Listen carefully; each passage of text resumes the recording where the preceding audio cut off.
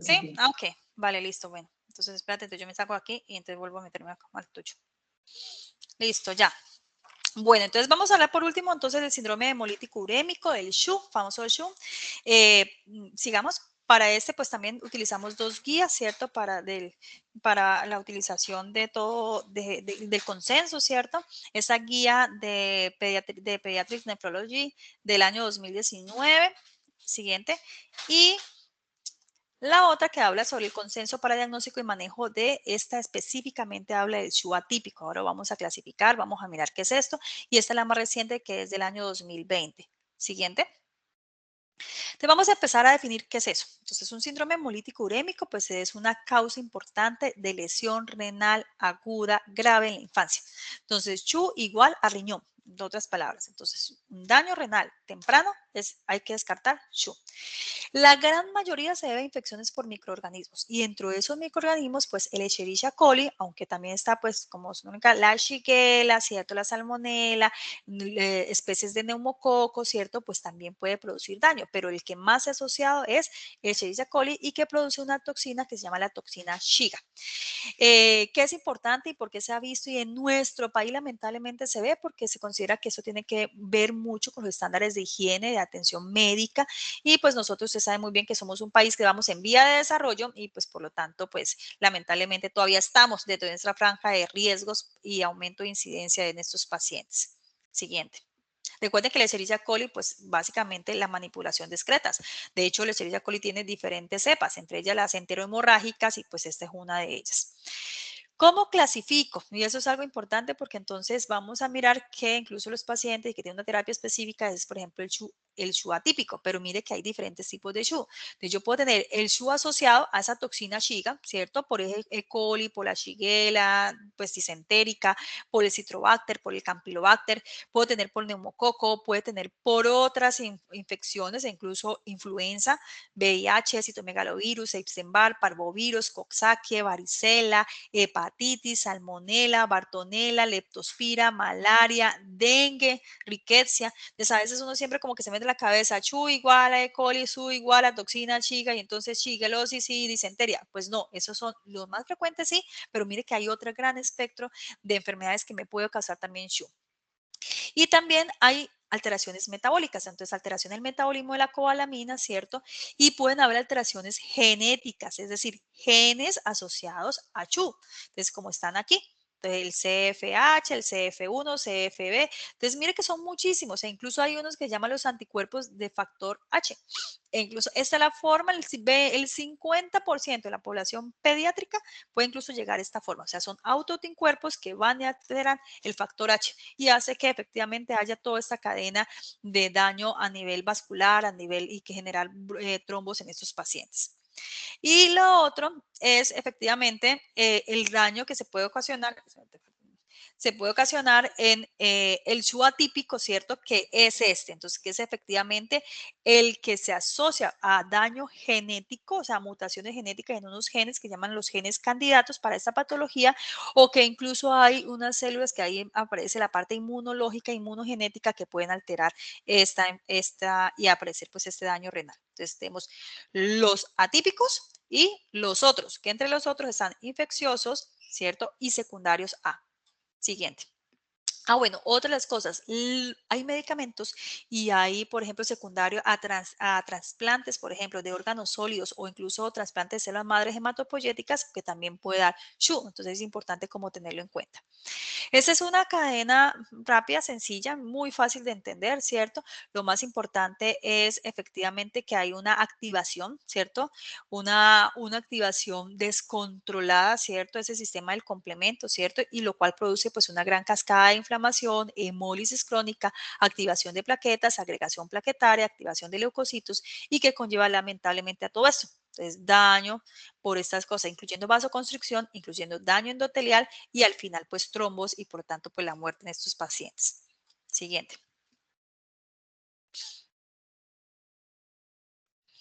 Es el mismo boletín epidemiológico, siguiente, de solamente para recordárselo, que no se les olvide. Lo mismo, estamos de tercero en el Valle del Cauca. Esta enfermedad pues ya aparece es en el sistema hematopoyético y sistemas que afectan el mecanismo de autoinmunidad, o sea, cada uno se va colocando dependiendo de qué sistema afecte más o afecte menos. Siguiente.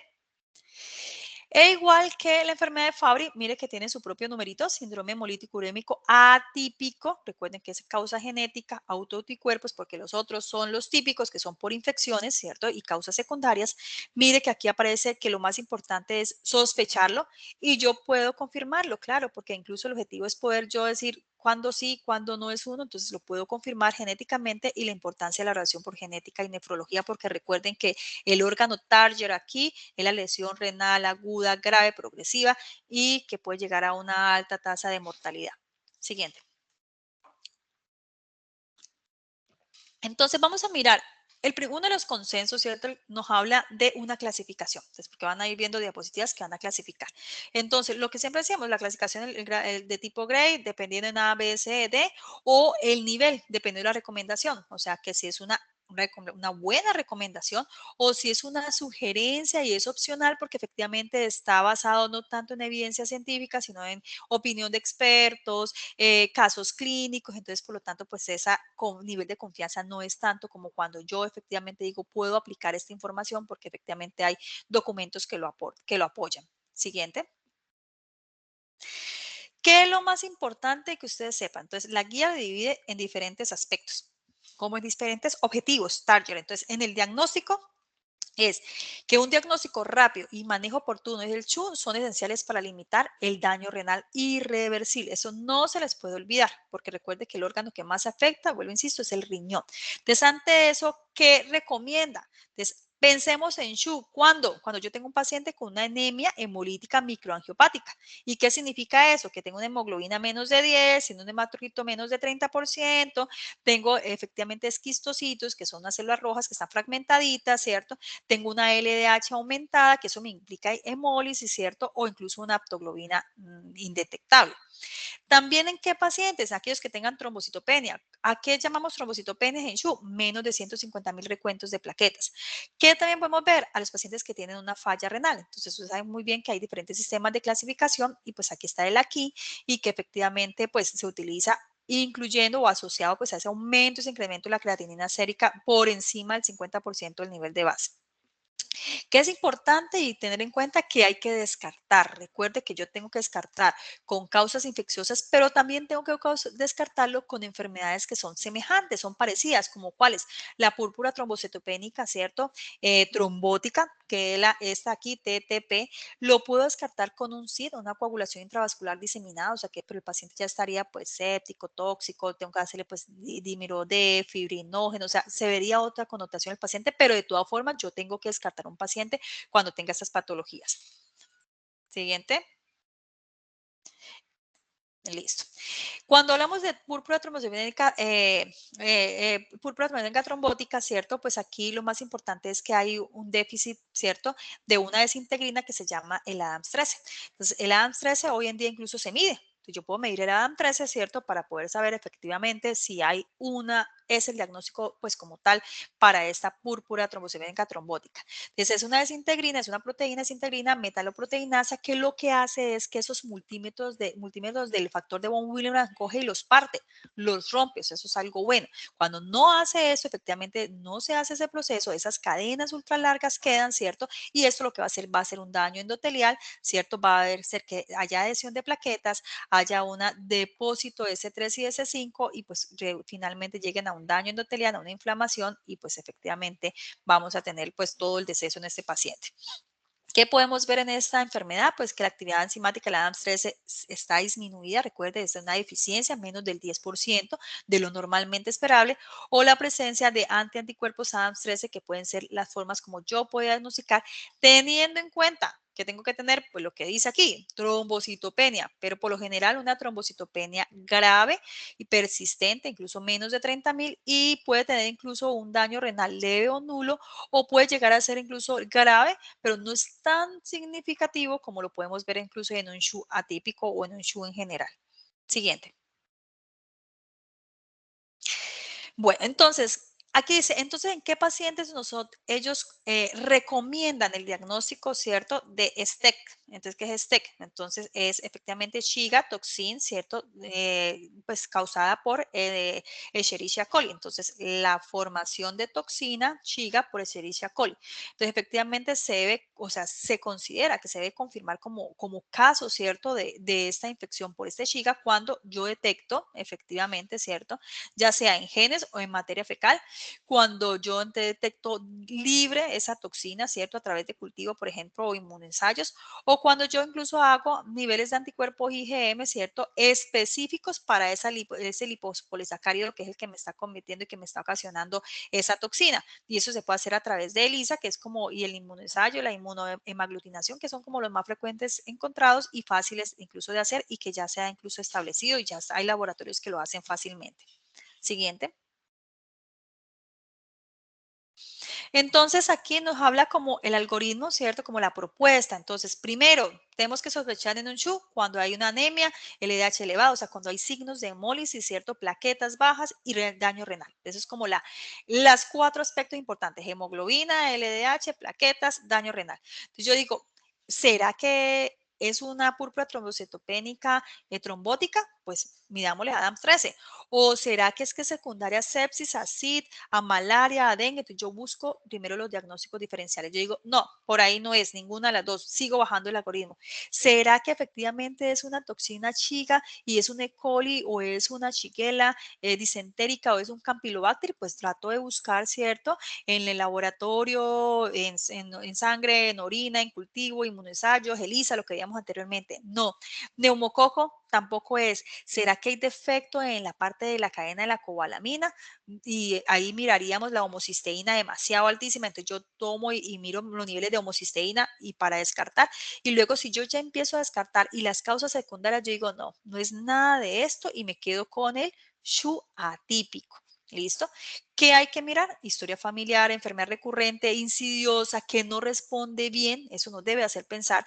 Y aquí, ¿qué tenemos que hacer? Pues todo el panel genético, porque recuerden que la causa es por alteraciones o mutaciones o lo que llamamos variantes genéticas asociadas incluso a autoanticuerpos que se encargan de degradar esa proteína y pues que causa todas esas alteraciones. Entonces, miren que este es el algoritmo que el consenso propone, como que las causas más frecuentes hasta ir a la causa que es como no tan frecuente, pero es de contexto genético en el cual la enfermedad, el tipo de enfermedad, la gravedad de enfermedad y la historia clínica familiar previa son supremamente importantes.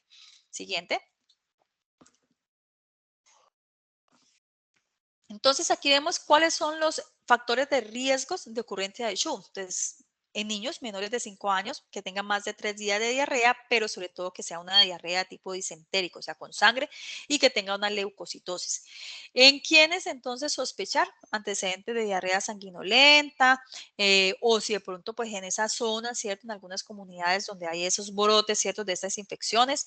Y también, punto fundamental, hay que pensar en esto, en esas toxinas, ¿cierto? En sangre, cuando hay lactante menor en 6 meses y están severamente enfermos. Recuerde, por eso es que hacemos todo el protocolo en el lactante menor, que si tiene fiebre, entonces los hemocultivos, urocultivos y hasta punción lumbar, porque hay que tratar de, y si hay, pues con mayor razón, si hay algo a nivel de materia fecal, hay que tratar de dilucidar cuál es la causa de ese mal estado general de ese lactante menor. Siguiente. Bueno, la deficiencia de cobalamina asociado a CHU, pues lo más importante es poder identificar los niveles de homocisteína, ¿cierto? Entonces, los niveles de homocisteína normales tienen que ser menos de 50 micromoles por litro, ¿cierto? Ya sea por cromatografía o por inmunoensayo. Y pues también hay que medir los niveles de vitamina B12 y de folato. Y este podría ser una de las mutaciones, ¿cierto? En este gen, que es el que se asocia principalmente con deficiencia de cobalamina y alteración de homocisteína. Entonces, esa es otra lista que tenemos que descartar, que son los errores innatos de metabolismo cuando estemos sospechando en un SHU atípico. Siguiente. Listo. Entonces, ¿qué otras características? Entonces, estos niños tienen vienen como premiaditos esos pacientes, tienen otras cosas más, retraso en el crecimiento, dificultades para alimentarse, convulsiones, alteración del tono muscular, discapacidad visual, retraso en el desarrollo, anemia megaloblástica y pueden tener alteraciones neurológicas cardiovasculares, cardiopulmonares, hipertensión. Entonces, y esto entonces aunado, acuérdense que como aquí hay un aumento de la homocisteína puede causar incluso acumularse en el cerebro y por lo tanto es que vemos tantos compromisos neurológico y neuronopático en estos pacientes que tienen esta deficiencia de cobalamina y que es una deficiencia genética. Siguiente. Diagnóstico del SHU atípico. Entonces, lo primero, descarte todo lo demás, lo que decíamos inicialmente. Y cuando descarto todo lo demás, ¿cierto? Enfermedades, todo recurrente, pues tengo que empezar a pensar en el SHU atípico. Siguiente. Bueno, entonces, ¿qué dice entonces? Cuando entonces yo ya descarté todo y voy a seguir entonces el SHU atípico, ¿qué me recomienda? Seguimiento, complemento 3. ¿Por qué? Porque el C3 se consume, cerca de un 30 a un 40% se consume y eso incluso me habla de actividad de la enfermedad y severidad. Tengo que hacer el test de antifactor H, porque recuerden que lo que les decía, entonces en este alita del SHU atípico están las enfermedades genéticas y están también las enfermedades de autoinmunidad. Entonces, anticuerpos que se producen y que van y atacan sus propias células. Entonces, en estos pues atacan al factor H y ese factor H es supremamente fundamental para el endotelio. Entonces, tengo que evaluar que no haya este componente y esta afectación. Siempre pues ellos recomiendan pues hacerlo a través de inmunoensayos, ¿cierto? A través de ELISA. Y pues ellos también dicen que si en caso de que yo ya encuentre por ELISA que efectivamente tengo este daño en estos anticuerpos, ¿cierto? O sea, tengo una enfermedad autoinmune, pues no es necesario de screening hacer el estudio genético. Pero cuando no hay claridad, pues ahí sí tengo que hacer el estudio genético para poder diferenciar si es autoinmunidad solita per se o pues asociado con algo genético. Siguiente. ¿Qué voy a hacer con esos pacientes? Entonces, aquí me dice el algoritmo. Entonces, diagnóstico, exámenes. Entonces, hemograma, recuento de todos los estudios, incluyendo los esquistocitos, reticulocitos, o sea, todo lo que tenga que mirar con estado de hemólisis. ¿Listo? Aquí vemos. En sangre también tenemos que mirar el complemento. Recuerde que está disminuido, el parcial de orina, todos los test rápidos para todas esas infecciones, ¿cierto? Mirar el perfil de coagulación para descartar un SID, ecografía de abdomen, si necesita, pues si estamos sospechando algo más sistémico, ecocardiograma, neuroimagen, troponina.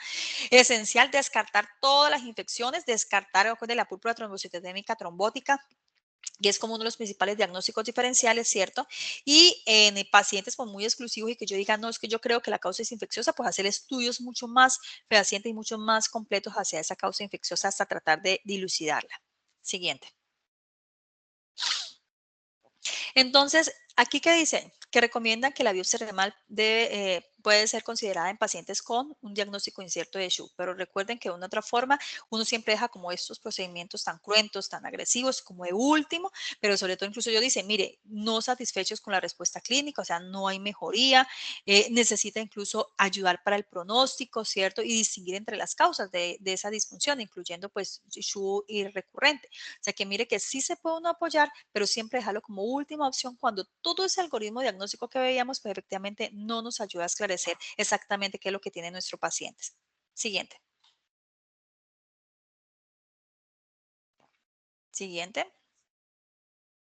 Listo. Ellos hablan de que en caso que entonces sea SHU asociado a toxina chiga, lo más importante es la hidratación, todos lo sabemos, en un caso de una gastroenteritis es hidratarlo con líquidos isotónicos, ¿cierto? Puede ser lactato, puede ser solución salina, que es punto fundamental. Hablan de los antibióticos, ¿cierto? Apropiados, las quinolonas son la primera elección, aunque se puede utilizar otros como la citromicina o la cefalosporina de tercera o cuarta generación. ¿Cuál es el problema? Algunos autores hablan como de ese riesgo y ese rebote, de esa infección, entonces pudiese ser un factor de riesgo, hay que tenerlo en cuenta. No sugieren, ¿cierto? Lo del plasma, plasma en paciente en caso que necesite, si no lo necesito, no. Si terapia puede ser considerada en pacientes que tengan severo componente neurológico, ¿cierto? Ellos dicen con hidratación y con tratamiento antibiótico, adecuada respuesta, perfecto. Y no recomienda para nada infusiones de plasma, plasmaféresis, heparina, uroquinasa, epidiamol, antimolíticos, motílicos, perdón, glucocorticoides, nada de eso. Si estamos hablando efectivamente de un SHU asociado a una toxina, que es una toxina que se llama la toxina Shiga, secundaria a un proceso infeccioso. Siguiente.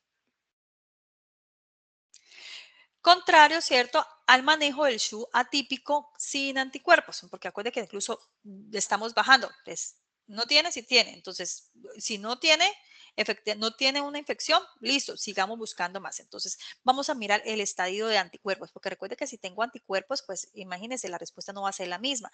Entonces, en esos pacientes, ¿cierto?, se sugiere, ahí sí, porque no tengo anticuerpos, podemos utilizarle plasma, ¿cierto? Le podemos peso sí ser monitoreado, porque pues si tengo reacciones adversas, pues tengo que quitarlo inmediatamente. Y entonces allí habría lo ideal y lo que estamos utilizando hoy en día para el SHU atípico, ¿cierto? Que es el famoso eculizumab, que es un anticuerpo monoclonal que lo que va a hacer es que va a actuar a nivel de ese complemento que está alterado para poder tratar de modularlo. Entonces, en esos pacientes que no tengan anticuerpo, pudiésemos utilizar plasma si no hay eculizumab, aunque el eculizumab sigue siendo el medicamento ideal, ¿cierto? Para todos los casos de SHU atípico, pero no, al menos no contraindica el uso mientras que se obtiene este medicamento. Siguiente. Aquí hay un protocolo, entonces, que incluso cómo debo yo colocar el plasma, esto no nos vamos a detener, porque pues hoy en día tenemos, gracias a Dios, la molécula y pues lo estamos utilizando. Entonces, cómo se debe reemplazar, cómo debe ser la medicación, cómo se deben ser los horarios, qué pruebas tengo que yo hacerle, cómo debe ser la definición de reposición, cuando yo considero que el paciente es respondedor y no respondedor a utilización de plasmaféresis o utilización de plasma fresco congelado en infusión o no infusión. Entonces, esto es importante pues para de pronto los lugares en los cuales, por ejemplo, no tenemos acceso y pues hay que utilizar plasma como tratamiento inicial de estos pacientes. Siguiente.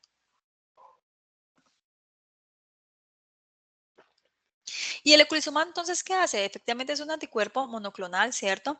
Humanizado, producto de una línea celular, ¿cierto? Mediante tecnología, todos estos anticuerpos son por método de ADN recombinante, ¿cierto? Y lo que hace efectivamente es esto. Entonces va a inhibir esta activación del C5 para evitar que haya toda esta cadena, ¿cierto? De inflamación, ¿cierto? La conversión al factor al MAC, ¿cierto? Que es esto es con respecto a la producción de esta cascada inflamatoria severa y formación del C5 al C9. Entonces, este es punto fundamental. Aquí actúa. Entonces, inhibiendo esa activación del C5 en toda esta cascada de estas vías, tanto clásicas como alternas, que de una otra forma confluyen aquí. Siguiente. ¿Qué es importante saber cuando voy a utilizar anticuerpos monoclonales? Pues que idealmente yo tengo que haber tenido vacunas, ¿cierto? Por el riesgo que hay. Ellos aumentan un riesgo de infección por meningitis, por Neisseria meningitis. Entonces, lo ideal es que al menos yo ya ese paciente tenga una vacuna antimeningocóxica 2 semanas antes de la primera dosis. Y eso es supremamente importante antes de iniciarlo. Hay otro fuera del eculizumab que se llama el ravulizumab, ¿cierto? Que este es más de acción prolongada, ya está aprobado por la FDA en pacientes adultos y en pediátricos mayores a un mes de edad con SHU atípico. Y para inhibir toda esa cascada del complemento que veíamos, que es el MAC o famoso MAC también que se utiliza. Las infusiones son una cada 4 a 8 semanas, dependiendo pues la superficie corporal. Siguiente. Y esta es la dosis. Entonces, dependiendo, entonces dan las recomendaciones apropiadas, pero esta es para eculizumab, ¿cierto? Depende del peso y si es un periodo de inducción o es de mantenimiento. Entonces, así mismo, pues se va cuadrando el paciente. Siguiente. Y aquí entonces es la posología de lo que tenemos que hacer cuando vamos a utilizar, por ejemplo, plasmaféresis o vamos a utilizar plasma fresco congelado en infusión, ¿cierto? O recambio plasmático. Entonces aquí dice qué tanto debo yo usar, ¿cierto?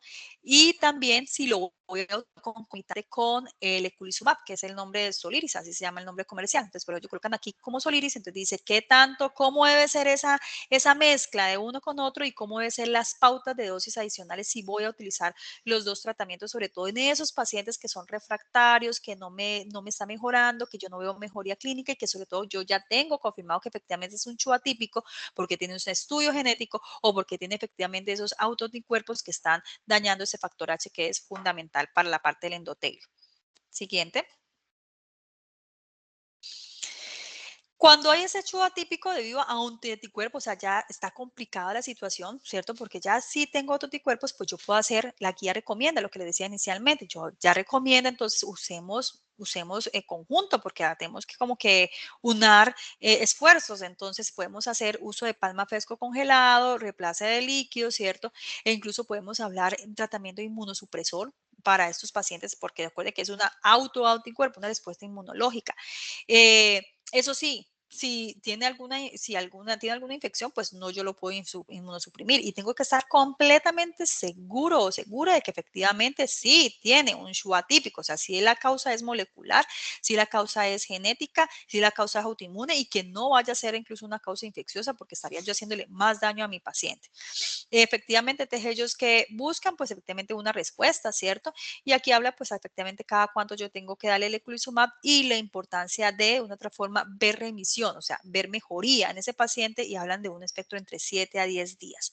Entonces, y también hablan de que el objetivo es que no hayan complicaciones. Entonces, si llegan a haber complicaciones, pues hay que suspender el tratamiento y volver otra vez pues al componente de plasma fresco congelado o incluso de plasmaféresis para los pacientes. Siguiente.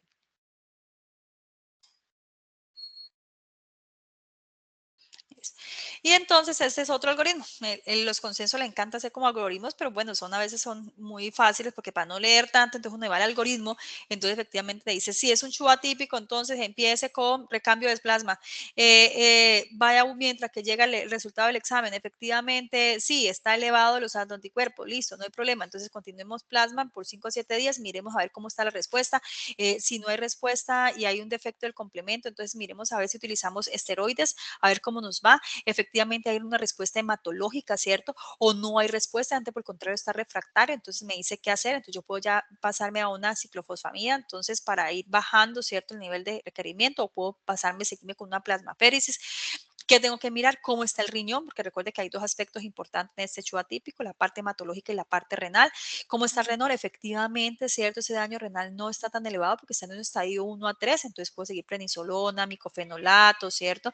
El eculizumab y hacer seguimiento versus que acá no, acá sí, yo ya veo que está alterado, no hay mejoría, ya sea en un estadio 4 o 5, ¿cierto? Yo ya tengo que empezar a mover mucho más porque resulta que aquí muy probablemente me voy hasta de trasplante renal y depende del estado del paciente, las comorbilidades y lo que veíamos de cuándo sí y cuándo no.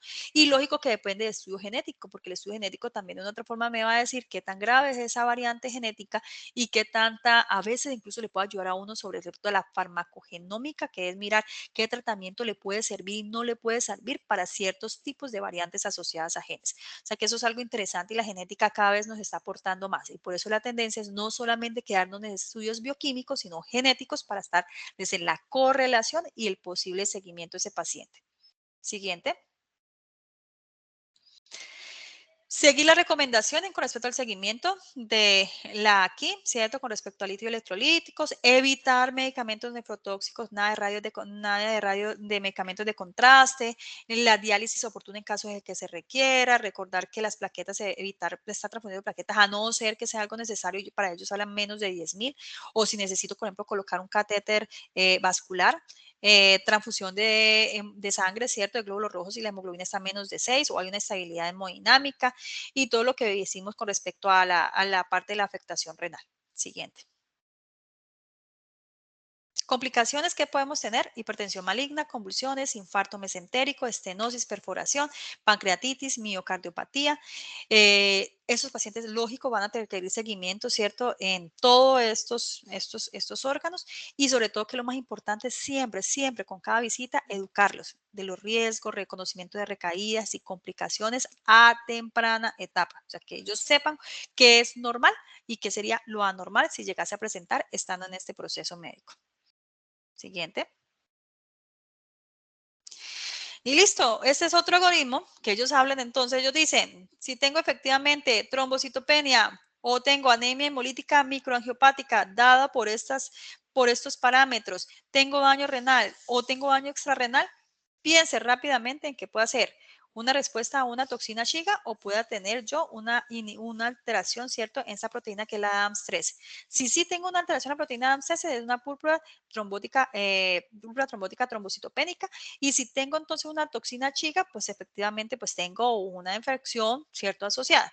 Si yo digo, no tengo nada de estos dos, bajo y empiezo a mirar causas autoinmunes, malignidad, medicamentos, post-trasplante o un SHU primario atípico, o que esté en embarazo, o que tenga hipertensión maligna, o que tenga una infección que no la haya encontrado aquí, o que tenga otra causalidad. Ya mire que es otro algoritmo rápido, práctico, entre los cuales lo primero que ellos dicen es, miren qué órganos están afectados, que cumpla criterios, descarten los diagnósticos diferenciales, incluyendo el SID, o sea, la coagulación intravascular diseminada y el shock y la sepsis asociada a esta toxina Shiga. No tiene toxina Shiga, no tiene púrpura, listo, siga y trate de buscar otras causas, entre esos el SHU primario, que es el SHU atípico. Siguiente. Y ya entonces ellos hablan también qué hacer. Entonces, cuando trasplante renal, efectivamente dice, yo tengo ya antes una enfermedad renal crónica avanzada, secundaria, un SHU atípico. Entonces, si yo tengo un bajo riesgo de recurrencia, ¿cierto? No tengo una mutación, no tengo un autoanticuerpo, pues yo puedo mirar, ¿cierto? Incluso no requerir, incluso si yo hago un trasplante renal, no requerir incluso utilizar profilaxis. Pero si yo tengo un moderado, un alto riesgo de SHU atípico, de recurrencia, tengo ese estudio genético que me dice que es una variante agresiva y tengo efectivamente polimorfismos que se han atribuido a esos autoanticuerpos, pues ¿qué tengo que hacer? Utilizar profilaxis en ese paciente que va a ser trasplantado con eculizumab y lógico que hacerle todo el seguimiento y todo lo que se requiere cuando yo voy a utilizar una profilaxis y de anticuerpo monoclonal y sobre todo a largo plazo. Siguiente. Entonces, en el trasplante renal, el eculizumab pues, es el tratamiento de primera línea para adultos y pacientes pediátricos. Si no está disponible, por lo que decíamos, pues el plasma, no nos queda nada más. Y si el riesgo, si estos pacientes que tienen trasplante tienen un riesgo moderado o alto de recurrencia, tienen que seguir el tratamiento profiláctico con eculizumab. Siguiente. Listo. Y esta es una última de las tablitas, ¿cierto? Que salen, ¿cierto? Con respecto a niños. Entonces dice, hay unas guías, entonces comparan. Entonces, unas guías internacionales, ¿cierto? Para el manejo de síndrome hemolítico urémico aquí solamente en población pediátrica con respecto a incluso hasta los adultos. Entonces dice, miremos cómo se comporta. ¿Qué cosas así hay raro, ¿cierto? En las guías normales, corrientes y estas guías, esta guía consenso internacional en pediatría. Así como que me miremos a grandes rasgos. Entonces, primero, la importancia de descartar, ¿cierto? Causa infecciosa en niños es mucho más frecuente lo que decimos entre las infecciosas y las causas de autoanticuerpos para la proteína H. Entonces, es importante esas dos cosas. Siempre en niños hacerle test genético. Es supremamente fundamental porque habla incluso de pronóstico en esos pacientes, sobre todo los que están severamente enfermos. Y sobre todo en ellos se prefiere sobre los adultos y de acuerdo con la posibilidad iniciar anticuerpos monoclonales. Se ha visto muy buena respuesta, incluso disminuye ese riesgo, esa probabilidad de daño cerebral asociado, entonces es importante descartarlo. Y algo que también ellos dicen es descartar de todas formas el déficit de cobalamina y hacer de todas formas homocisteína, porque recuerde que si esa homocisteína está muy alta, se va para el cerebro y ese cerebro, pues ya un año, eso va a generar un daño irreversible y pues ya no voy a poder hacer absolutamente nada para mi paciente pediátrico. Siguiente. Y listo. Con ese cuadrito, pues damos terminada el tema de SHU, síndrome hemolítico urémico, sobre todo con enfoque pues del atípico.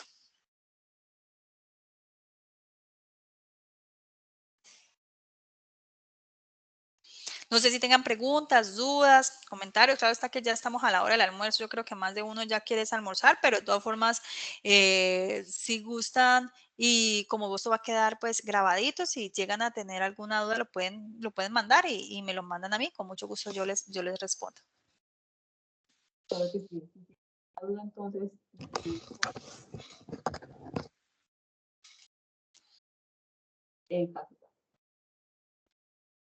acabo de dejar la asistencia tanto de Fabri como de Su para que por favor diligente.